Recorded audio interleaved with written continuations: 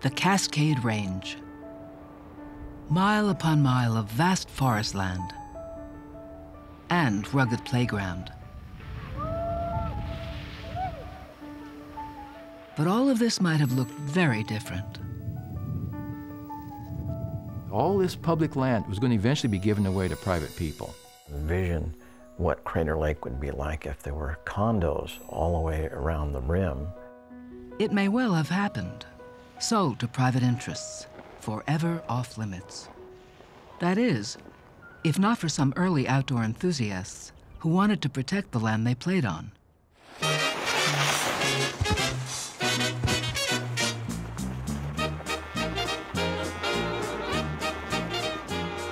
Of this crowd of early conservationists, one man stands out. He was obsessed with the idea of preserving the mountains. I'm very grateful that we had a leader of that type at that time. They'd call him Judge Steel, father of Crater Lake. William Gladstone Steel. Complex, controversial, passionately determined. In today's terms, he'd be a radical, wild-eyed environmentalist. But he was also an opportunistic showman and developer who used every advantage. This guy really knew how to market himself. Steel, you have to give him credit. No matter what you think of him, or whether it's the type of person you could even stand for 5 minutes, it has to be credited with incredible persistence. He was a pest, let's face it, but he was very effective. His legacy would be millions of acres of protected public forest land and watersheds. But his crowning achievement was seeing Crater Lake become a national park. He made it happen with little more than raw determination.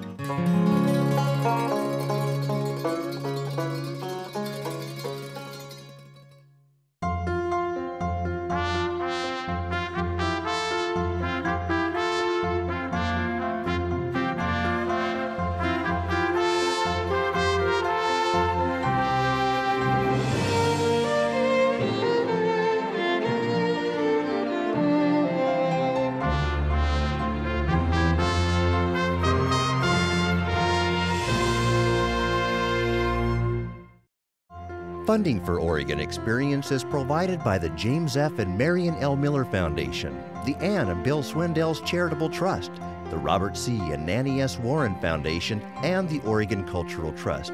Thank you.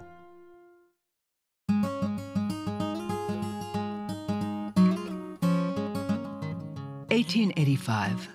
Oregon Territory had given over to statehood only a generation before. This was still untamed, uncharted country. It was in this setting that a struggling Portland entrepreneur gazed upon an incredible sight. Crater Lake is one of the grandest points of interest on Earth. Here, all of the ingenuity of nature has been exerted to the fullest capacity to build one grand, awe-inspiring temple within which to live and from which to gaze upon the world. William Gladstone Steel. Today, Southern Oregon's Crater Lake is considered a gem of the national park system. Formed from an ancient volcano, it is the nation's deepest lake. Startlingly blue, it awes visitors from all over the world. Great, thank you. For William Gladstone Steel, seeing this natural wonder would launch him on a lifelong journey that would ultimately help preserve the Cascade Mountain Range. He was not born as nature's nobleman. You know, we a lot of times like to turn people into, well, they were brilliant, or they had a lot of money, or they were 6'6". Steel was none of these things. He was an average guy who had a little more of a motivation than some people have. Aside from the United States government itself, every penny that was ever spent in creation of Crater Lake National Park came out of my pocket. And besides that, it required many years of hard labor that was freely given. The youngest of 10 children, William Gladstone Steel entered the world in 1854 to outspoken abolitionist parents. His father, William Steel Sr., was active with the Underground Railroad, advocating freedom and citizenship for enslaved blacks. He saw his parents doing good. He realized that if you're going to do something, you better do it yourself. Steel Jr. would take after his strong-willed father. In the 1920s, when the influential Ku Klux Klan pushed through a state law effectively banning Oregon's Roman Catholic schools, Steel Jr. defied them. Even though the family were entirely Protestant, he sent his daughter Jane to St. Mary's High School in Medford, a sort of open defiance of the Klan's influence in Oregon at the time. But he probably rubbed a lot of people the wrong way. He knew what he wanted, he knew what needed to be done, and knew what the right thing was to do. He was a zealot. This strong sense of righteous purpose developed early. The story goes, he first read about Crater Lake as a Kansas schoolboy in a newspaper used to wrap his lunch. In all my life, I never read an article that took the intense hold on me that that one did. And then and there, I determined to go to Oregon to visit that lake and to go down to the water. It was a compelling anecdote, just the kind an enterprising man like Steel would tell, hundreds of times. His stories became legendary and eventually accepted as fact, even if he took liberties with the truth. It does make a great story, and there's no way of verifying it to show that, I mean, the only verification is through Will Steel himself. At that time, not many people other than the local Indians had even heard of the lake. The Klamaths called it Giwas, and to them, it was a place of sacred power. But for the white settlers, the lake was still mostly legend. In 1853, Jacksonville, Oregon was probably the wildest mining camp on the Pacific coast, where whiskey, women, and shooting were monotonous. There's a group of people from Jacksonville, one of whom happens to be John Wesley Hillman, who William Gladstone Steel picked as the discoverer of Crater Lake. But in fact, there would be many discoveries and names. Finally, the name chosen by a newspaper editor visiting the area stuck: Crater Lake. And then in 1865 is the effective discovery, because after that, people began to know, it was in the newspaper, they really began to know that there was a lake here. But getting to the isolated lake would remain an ordeal for decades.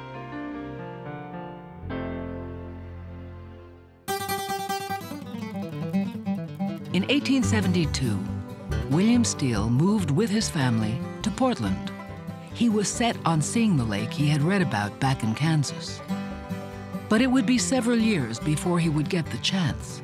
Instead, the self-educated high school dropout put his energy into a series of mostly unsuccessful endeavors. He'd get into one business and be there for a while, and suddenly he'd jump to something else. As far as I can tell, he was broke most of the time. He said, I got knocked down so many times, so I liked it. He dabbled in real estate, followed the gold rush to Alaska, bought and sold a newspaper, and settled into a job at the post office.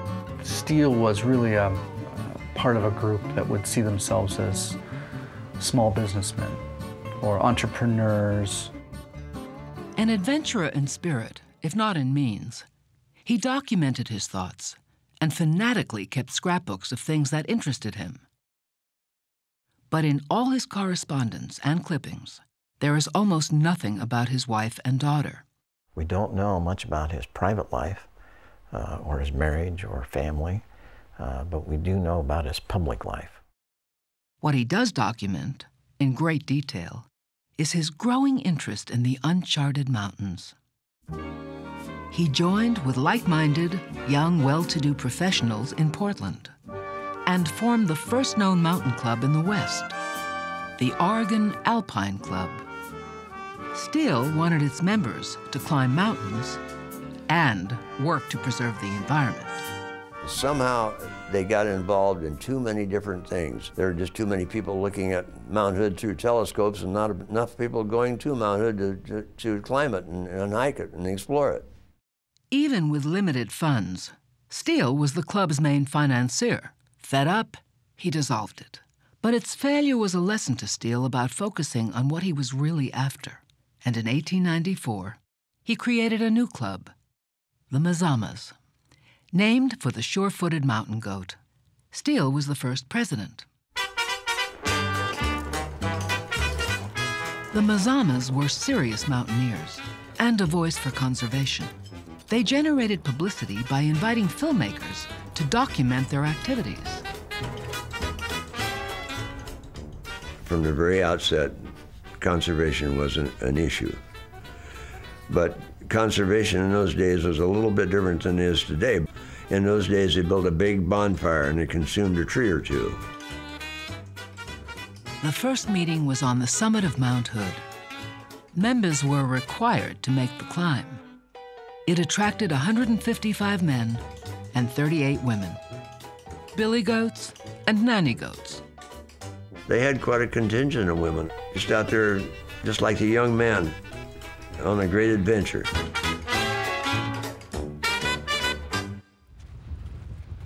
Mountaineering grew in popularity, and the local newspapers followed the Mazamas' expeditions, which is just what Steel had in mind.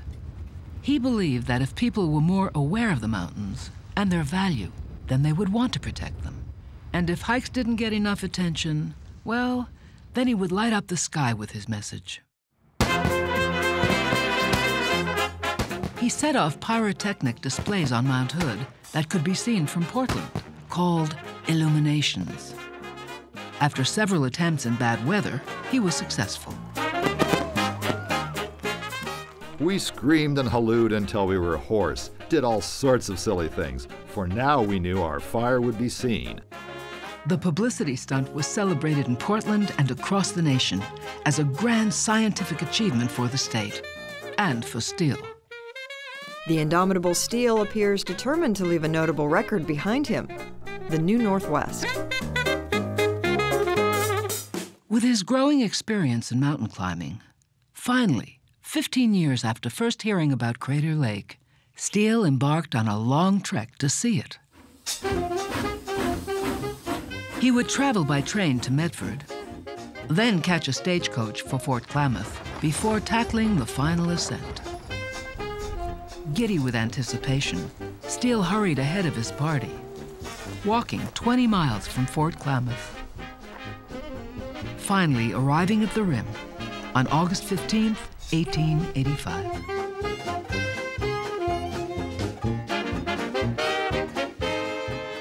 And he stood there, absolutely without words. It's a moment in history of where William Steel actually shut up because he couldn't find anything to say. And they started marveling at what they had seen. And here was a dream that had been born in a small kid back in Kansas, and there he is standing on the rim, and he's actually seeing this for the first time in his life, not realizing that he was going to spend the next 49 years involved in that puddle of water. An overmastering conviction came to me that this wonderful spot must be saved, wild and beautiful, just as it was, for all future generations, and that it was up to me to do something. I then and there had the impression that in some way, I don't know how, the lake ought to become a national park. He was so awestruck by the lake and the surroundings, and that just started him on a new course of life, unpaid, but a new course of life.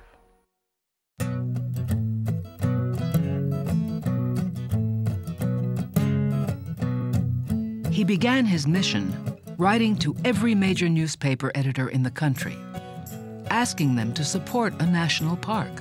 He'd come back to Portland, He would get a massive letter writing campaign going before the internet, but he could have hundreds of names on a petition in just a few days. He produced the book, The Mountains of Oregon, and he gave a copy of that to every member of Congress. He wore out 12 typewriters during this period. The overpowering impressiveness of its grandeur cannot be described. It has no peer, no rival to divide the charms, but stands alone, the one, the only Crater Lake. He lobbied President Grover Cleveland with some success, but persuading Congress proved to be more difficult. From 1886 until 1902, bills were introduced into Congress, both from the House side and from the Senate side, to Crater Lake established as National Park. And often Steele would go back to Washington, D.C. and would promote the bills and try to encourage, through letter writing campaigns, etc., to get these bills passed. But every one of them failed. Not everyone wanted the area off limits. Gold had been discovered in nearby Jacksonville, and it was prime land for timber and sheep grazing. Deterred on the national level, a state park was proposed, but Steele would have none of it. The writer objected seriously to this for the reason that the state would never make proper provision for its maintenance. And Will Steele realized from the very beginning that you couldn't get this established as a national park until you knew something about it. They didn't even know how deep it was.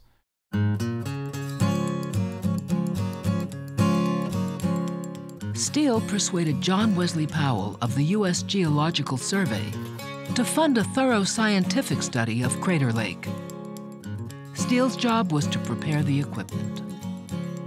The moat was built in Portland, shipped by railroad to Medford, and then transported by horse and wagon up to the edge of the lake and let down by ropes and cables down to the water, which is maybe 1,000 feet down there. Once on the lake, they used weighted piano wire for sounding lines and measured its depth. As it sank deeper and deeper, the men watched with increasing astonishment. 600, 800, 1,000 feet, and still it continued to sink. Earl U. Homuth. They calculated the depth to be nearly 2,000 feet, a surprisingly accurate measurement that modern sonar would confirm. Here they are, finding one of the deepest lakes in the world. He sent word up to the rim. There was a guy up there with a horse, and he took off for Fort Klamath, the closest telegraph spot, and they telegraphed the news that they had found the world's second deepest lake. And Steele thought it was going to be a cakewalk. 15 more years before it became a national park. William Gladstone Steel was gaining notoriety, but he wasn't acting alone. An important ally and potential funder was Judge John B. Waldo. The son of pioneers, John Waldo loved the mountains, spending summers in the most remote parts of the Cascades. He thought all of it, from Portland to the California border, should be protected. Waldo said, well, why don't you withdraw the whole Cascade Range? In 1891, that suddenly seemed possible. Congress passed the Forest Reserve Act, giving the president the power to set aside public forest lands for protection. It was the beginning of the national forests. Waldo and Steele went into action, lobbying hard to protect the entire Cascade Range. They had this incredible idea that they should have federal land reserved for the public forever. Few people around the United States had that kind of a notion, that strength of feeling, of assuredness that would eventually give us national forests and national parks today. Steele and Waldo envisioned a 300-mile-long forest reserve stretching from the Columbia River to the California border. What they got was less than they had hoped for, but at 4.5 million acres, still the largest reserve in the nation. Almost immediately, there was an outcry from people who thought that the reserve was way too big. When Steele started to oppose them, they were just irate. Steele was ready for a fight, sending an avalanche of letters to politicians, editors, anyone who might help protect the new reserve. Honorary Grover Cleveland, my dear friend, I am plumb full of the Forest Reserve. Dear sir, I am a citizen of the state and somewhat I was never so full of fight as since coming. The life of our reservation is simply trembling in the balance. Sincerely, W.G. Steele. He spent months lobbying in Washington, D.C., with no job and little money, begging and borrowing where he could. He did this all on a shoestring. He was a man who could make 20 cents last a week. He got a room back there. He'd go back and rent a room. Didn't even have any furniture in it. He'd just roll up in a blanket, sleep on the floor.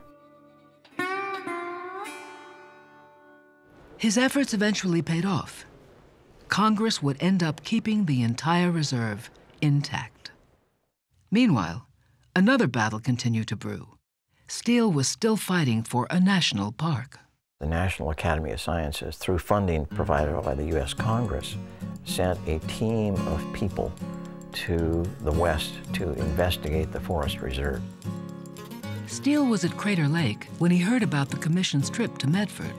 So he set off, hiking the 70-some miles on foot to personally escort them to the lake. Among the party was Gifford Pinchot, who would eventually be the first chief of the Forest Service. To Steele, Pinchot was an heir to the new president. And that turned out very well for Steele because Pinchot was interested enough to help him in 1902 when Theodore Roosevelt became president, and Gifford Pinchot was Roosevelt's main conservation advisor. Theodore Roosevelt was a celebrated outdoorsman and the era's champion of conservation, who supported the creation of national parks. Steele again badgered lawmakers, and this time Congress finally relented.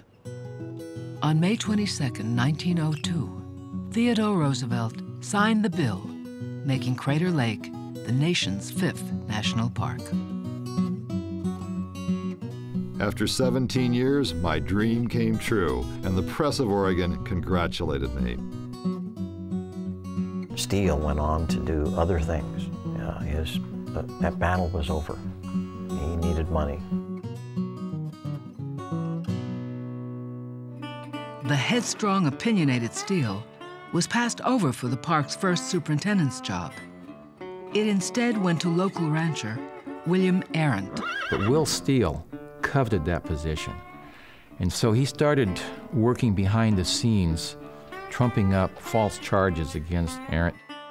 He claimed he just wasn't running a park the way it should be run. It wasn't running the way Steele wanted to see it run according to his rules. For a time, he set up shop, providing services to park visitors. But eventually, his efforts to get rid of Arendt worked, and Steele was awarded the post of Crater Lake Superintendent, while Arendt and his wife were forcibly removed from the area by federal agents in what would be called the Crater Lake Rumble.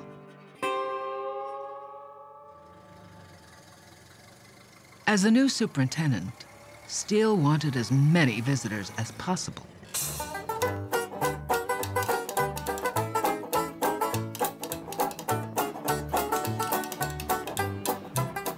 He immediately went to the idea that Crater Lake should be available and accessible to the public. And the more public could get there, the better off the preserving of the lake would be. The average tourist is willing to pay for his scenery, but is not willing to endure hardship to enjoy it. He pushed for more roads and hiking trails, constructed telephone and water systems. He secured financing for the building of a lodge, and would have done a lot more if he had the money. He envisioned an elevator to the lake shore, a bridge to Wizard Island, and a road inside the caldera walls. As the years passed, And he started seeing that without a road, without a paved road from Medford, you're not going to get the kind of people up there at Crater Lake that you want, not the volume. And you have to have the volume to get the people up there to enjoy it. And by having more people up there, you can get more money to build more roads. And they had the creature comforts, so you have to build your hotels. So this idea started evolving that everything that he did benefited the visitor. But his ideas were not in line with the new national park system. After just 3 years, he was pushed out of the superintendent's job. He took over control of the filing cabinet and the desk, but he alienated a lot of people, local people, and your support for a national park, especially in those days, came from the local people. He was a great promoter, but not a manager. But at 62, his lifelong effort to preserve Crater Lake was recognized. He was given a new role, a mostly honorary judicial position, one that finally paid a decent salary. They tolerated him. They honored him, tolerated him, and despised him, all at the same time. He would be called the judge for the rest of his life. And people would stop and visit with him. He was a one-man chamber of commerce. He never tired of promoting Crater Lake. He never tired of welcoming people. He did this as his own public service. So he was quite a hero in that respect. To keep with the program and eventually prevail was, a tremendous triumph. He made his last visit to Crater Lake in 1932 and died in Medford 2 years later. Judge William Gladstone Steel was laid to rest in his National Park Service uniform. Shortly before his death, Steel reflected on his life's work. On this, my 76th birthday, my heart bounds with joy and gladness, for I realize that I have been the cause of opening up this wonderful lake for the pleasure of mankind, millions of whom will come and enjoy, and unborn generations will profit by its glories. Money knows no charm like this, and I am the favored one. Why should I not be happy?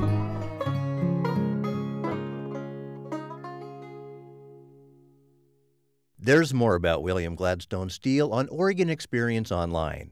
To learn more or to order a DVD of the show, visit opb.org.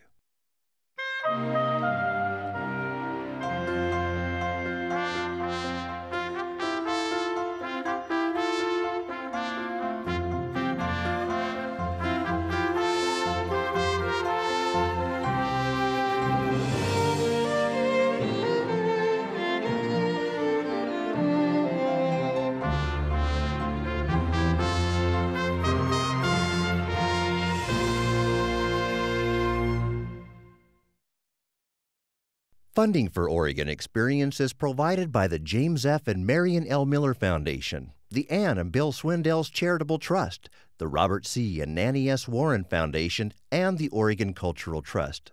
Thank you.